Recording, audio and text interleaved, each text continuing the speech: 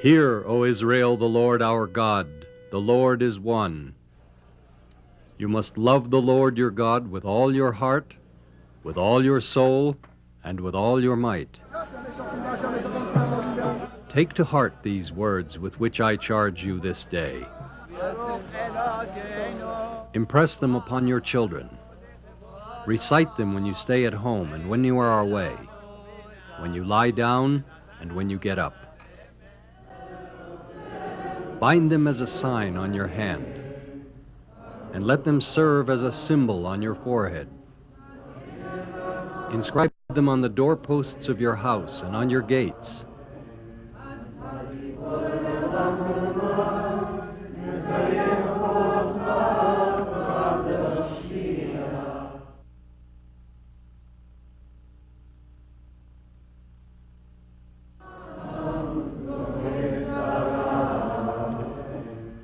Hear, O Israel, the Lord our God, the Lord is one. The Shema, recited by devout Jews in their daily prayers, expresses the creed of Judaism. It is found in the Torah. The Torah, in its narrowest definition, refers to the 5 books of Moses, the first 5 books of the Old Testament, the sacred scriptures of the Jews. Sometimes called the Law, the Torah was passed down from Moses, and it tells the story of a people, a land, a way of life, and a relationship with God. In a broader sense, the Torah embraces the whole of authentic Jewish teaching. Judaism became official at Mount Sinai. Judaism started with Abraham, continued with Isaac, Jacob. Jacob had the 12 sons who became the 12 tribes. They went down to Egypt, and after 210 years they left Egypt, and 40 years later they entered into Israel after having previously received the Torah at Har Sinai, on Mount Sinai. And the 40 years they spent in the desert were 40 years of purification, where they had to leave the evils and the impurities of Egypt, where they had been immersed for 210 years, and spent 40 years in a desert atmosphere, cleansing their souls and their minds and their bodies, and studying Torah in preparation to entering into the land of Israel.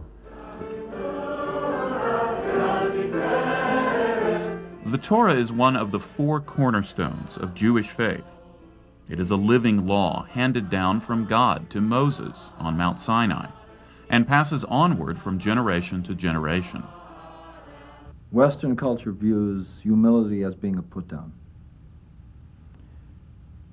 For us to be able to recognize that our limited perceptions can be expanded to include a perception of the infinite, the first step that we have to be able to accomplish is not to see ourselves as a barrier. So therefore we talk about Torah, that gift of knowledge, as being the perception not of a set of disciplines, but a perception of the entire structure of creation. A central part of the service in a synagogue is the reading of the Torah.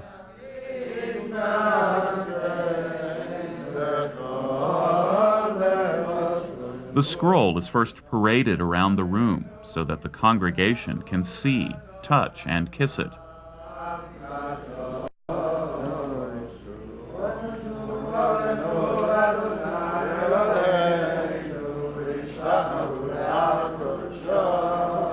It is then opened and read. In the Torah are found the other cornerstones of Judaism, the land. Go forth from your native land and from your father's house to a land that I will show you. The people. And I will make of you a great nation, and I will bless you. And the love of God. You must love the Lord your God with all your heart, with all your soul, and with all your might. So therefore Torah is not a religion, Torah is life. And we don't define them as being separate. The Torah, the land, the people and the love of God have bound Jews together through exile and captivity, defeat and dispersion, and centuries of persecution in many lands.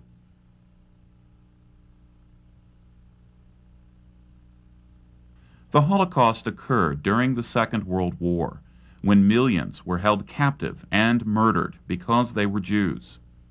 From 1933 to 1945, nearly 6 million Jews were killed by the Nazis.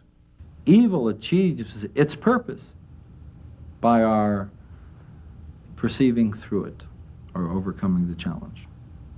It is specifically there as the obstacle. We can get caught in the obstacle, but it is only an obstacle with the specific intent that we overcome it. Therefore, evil can never overcome good. There is never the threat that evil will dominate the world. Evil will be as perfect of a challenge as we are capable of overcoming. And that's as a creation as a whole, and that's for every individual. When the war was over in 1945, those who survived the camps, as well as other Jews from all over the world, moved to Palestine, a predominantly Arab country at the eastern end of the Mediterranean Sea, and fought to establish the State of Israel. God said to us, it is yours, it isn't theirs. And then that's the Jewish position. We have this land because we have a mandate from God that this is the land that we are destined to inherit, and this is the land that we are destined to fulfill our function and role as the Jewish nation. In 1947, Palestine was divided by the United Nations, and Israel was declared a state. The Jews finally had a homeland for the first time since 70 CE. From all over the world, Jews that had been living in other cultures moved to Israel.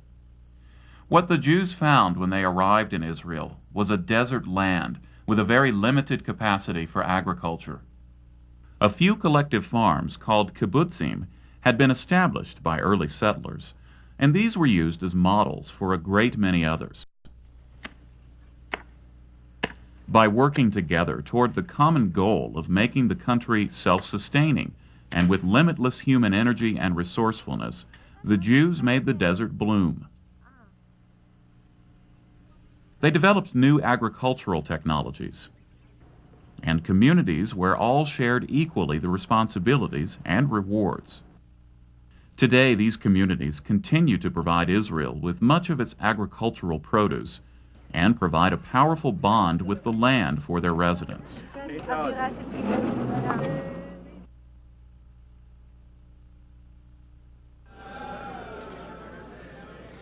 In Jerusalem, the Wailing Wall is the focal point of much of Jewish life.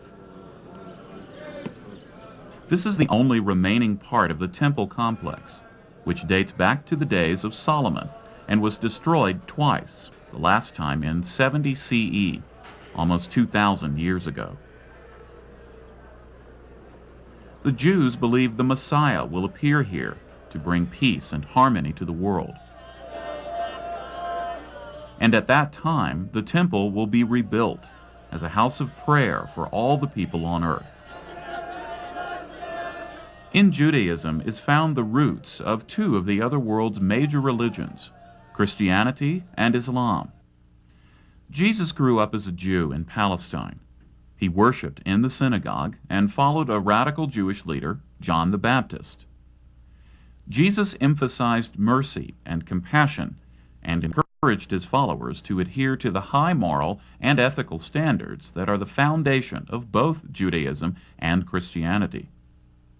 Much of Muhammad's knowledge of religion came from Jewish sages who lived during his time. The Quran makes reference to a number of Old Testament prophets, among them Noah, Lot, Abraham, Moses, and David. And of course, the central idea of one God is common to all three faiths. In Jerusalem, these three faiths share and dispute the same ground. Within a relatively small area in Old Jerusalem, Solomon built the first temple of the Jews. Jesus preached, was crucified, and, Christians believe, ascended into heaven. And Muslims believe that Muhammad took his night journey from Jerusalem to heaven, where Islam teaches that he visited the throne of Allah.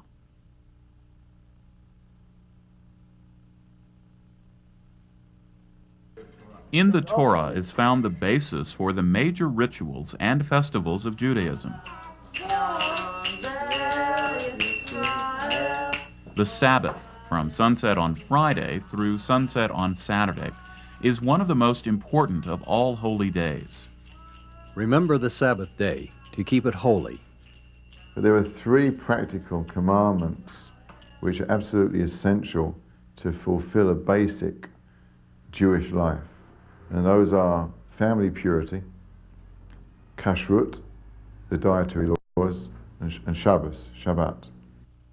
And we cease from creative activity once a week in order to remind ourselves and to refresh our memories and to give honor to God, who is the ultimate creator of the universe.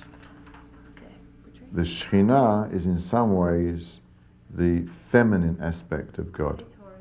In fact, Shabbos is called Shabbat HaMalkah, the Queen Sabbath, the Sabbath Queen. And that is ushered in various stages, but the ultimate pinnacle is, I suppose, the lighting of the candles by the woman of the house, when she says the blessings on the candles, and that light of that candle signifies the presence of the Shekhinah, of the Sabbath Queen in the home. The Jewish calendar year begins in late September or early October. Judaism's most solemn festivals are observed at this time, in the autumn of the year. The Days of Awe celebration begins on the eve of Rosh Hashanah with the blowing of the shofar. Blessed are you, Lord our God, King of the universe, who has sanctified us by your commandments and has instructed us to hear the call of the shofar. Rosh Hashanah is the Jewish New Year, a commemoration of the beginning of the world, and a time when individual worshipers begin a 10-day period of repentance, renewal, and remembrance. Kol nidrei vesorei. The Days of Awe end on Yom Kippur, the Day of Atonement, a time to pray for forgiveness for oneself and others. In the Jewish part of Jerusalem on Yom Kippur, the streets are completely deserted. Everyone is worshiping at a synagogue. What we're saying is that Torah is life, and life is Torah. And therefore we have the statement in the Talmud that says, had God not given the Torah on Sinai with the 613 commandments in there, we would have been obligated to go out and learn them from nature. The next festival on the Jewish calendar is Sukkot, the Feast of Booths, which recalls ancient harvest festivals, and the way in which the Israelites lived during their 40 years in the desert on their journey from Egypt to the Promised Land. People buy perfect examples of the 4 plants specified in the Torah. Sukkot booths, such as this one on a kibbutz in northern Israel, are built by families each year. Sukkot is also celebrated in the synagogue. During the service, the plants are waved in the hand, following the commands of Leviticus. And ye shall take the fruit of goodly trees, branches of palm trees, and boughs of thick trees, and willows of the brook, and ye shall rejoice before the Lord. Being Jewish is really a full-time occupation. That is the purpose of life. And in order to do that, of course, one needs to make a living. That is the Jewish philosophy. It's not that one is, let's say, a doctor, and he also happens to be an Orthodox doctor, or a conservative doctor, or a Reformed doctor, or whatever it is, or a Christian doctor. In Judaism, it is first and foremost that he's a Jew. And in order to support his wife and family, He works as a doctor. Hanukkah, the Feast of Light, is a time for remembering too. Hanukkah is observed in celebration of the time when the Maccabees reclaimed Jerusalem from the Syrians. The Hanukkah candles are lit to recall the rekindling of the temple light. According to legend, the Maccabees found only enough holy oil in the temple to keep the lights burning for one day. But that one jar miraculously kept the light burning for 8 days and 8 nights, until the priests could prepare enough oil to keep it burning thereafter. The Hanukkah candles symbolize the light of religious freedom. Gather round the table, we'll give you a treat. Everyone to play with and latkes to eat. And while we are dancing, the candles are burning low. One for each light they shed a sweet light to remind us of days long ago. One for each light they shed a sweet light to remind us of days long ago.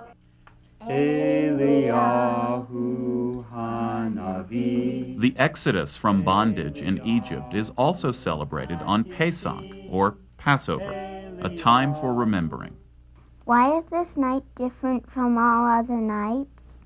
We were slaves in Egypt, and the Lord God our Eternal brought us forth with a mighty hand. 5 centuries of struggle for religious freedom is commemorated by a 3-week period of semi-mourning, which ends on Tisha B'Av, the 9th day of the month of Av, a day of fasting and mourning over the destruction of the temple and over the tragedies that have befallen the Jewish people throughout their history.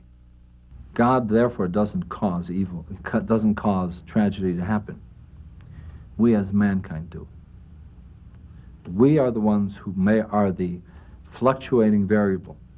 If we would balance ourselves consciously with all of the other variables of creation, the world would be in perfect balance and there would be no suffering.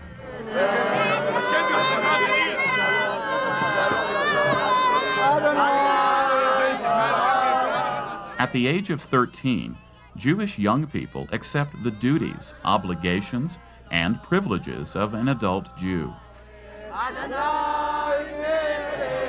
At his bar mitzvah ceremony, the initiate is recognized as a man of duty, or a son of the commandments.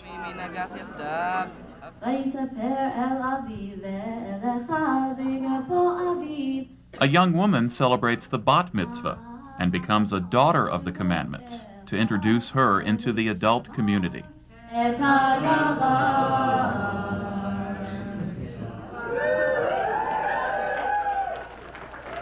Bar mitzvah is Hebrew, and it means, it's actually Aramaic. Bar is Ben in Hebrew, and Ben means son of. Bar mitzvah means son of the mitzvah. In other words, this person, this young man, is now an obligated Jew to fulfill the commandments. The young person studies Torah and learns about the laws that govern Jewish life in preparation for their bar or bat mitzvah. They will read from the Torah in front of the community at the celebration.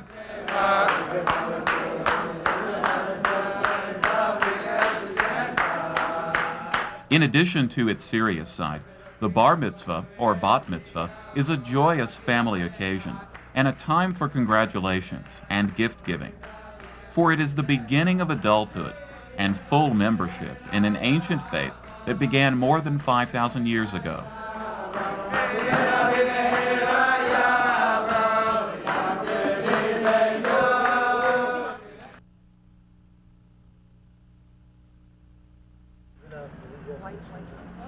There are several different sects in Judaism. The most orthodox are the Hasidim, or mystical Jews. Many of them dress in the same way as their ancestors in Europe did 100 years ago, and they follow the commandments very strictly. And the Yid is like a precious stone. Although it is quite unusual, there are some Hasidim who combine their religious traditions with artistic representation to express their mystical view of life. Look, basically, when you see a person dressed in black, in the street, Well, not always can take for granted he was always like that. But nevertheless, as an artist, you can be black and full of color. In the Orthodox synagogue, men and women sit in separate areas. The men conduct the service while the women watch. There's going to be the blessings of the stars and the blessings of the sand. The Reformed sect, on the other hand, expresses a much more modern view in dress, worship service, and customs. In the past, the role of women in Judaism was largely confined to keeping the home in accordance with Jewish law. While this is still true in Orthodox Judaism, in the Reformed sect, women play a central part in the synagogue as well. The thing that excites me so much about Judaism right now is the women in it. I see the face of Judaism being transformed by its women, and there's all sorts of ways that are being brought about by women rabbis now that are changing the liturgy, changing the way we daven, the way we pray, to make it more soulful, to make it more alive and refreshing, so that when you leave, you really feel like you've done something exquisite. Reformed Judaism was brought over to the United States later on, and now, as you know, it is a large denomination. It is a denomination that basically says you keep your Jewish heritage in the way that you feel fit. And it's not so important whether you drive on the Sabbath or whether you eat pork or don't eat pork. What's important is that you stay together as a community and that you make Judaism utterly relevant to modern life. The most recent transformation within Judaism is the emergence of the Jewish renewal movement. Begun in the 1960s, Jewish renewal incorporates some of the ancient mystical elements of Hasidic Judaism, bringing its followers an opportunity for a direct experience of God. Imagine I ask you the question, who are you? And you will answer. Give me your name. And I say, thank you, who are you? And each time I ask deeper and deeper and deeper and deeper. And then you say, I am consciousness. And then I say, thank you, who are you? I'm the source of consciousness. Thank you, who are you? Ultimately, you have to say, I'm God. In this form, but I'm God. That notion of recognizing that we are children of God, like we are snippets of the great hologram, you know, that we contain in ourselves that spark of the living God. That recognition, together with a celebration of the body and of the heart and of the insights that come from the mind, that basically created the matrix out of which Jewish renewal came.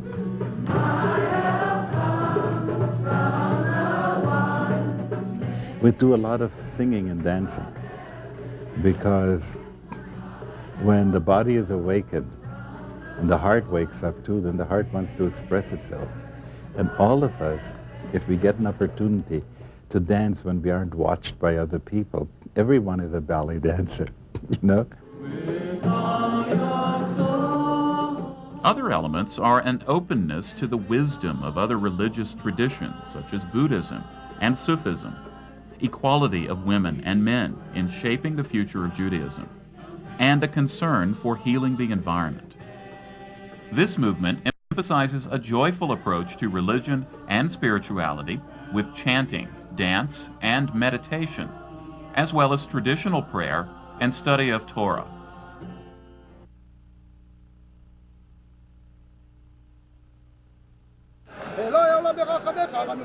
In many ways, Judaism is a religion of remembrance, but it is a religion that looks forward too. After the Roman conquest of Israel in 70 CE, the Jews were scattered throughout the world, but they carried their beliefs with them. And they still teach their children to love and respect the Torah. It is a faith that sent Abraham in search of the Promised Land, now the spiritual homeland for more than 14 million people. It is a faith that takes its way of life from the words of Moses, honors its kings and its prophets and sages by rereading and revering their writings, and carries on a continuing dialogue that began in exile when the men of the great synagogue began to interpret the law of the Torah and wrote down their commentaries in the Talmud. It is a faith that binds people of many lands together with the common belief in the people and the land of their ancestors and the lives and words of their founders and the great law of love. If we change the human beings that we come in contact with, we will eventually change the sensitivity and the awareness of the world. If we can change the awareness of the world, suffering does not need to exist.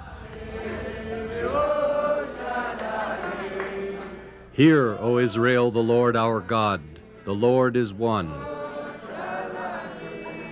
You must love the Lord your God with all your heart, with all your soul, and with all your might.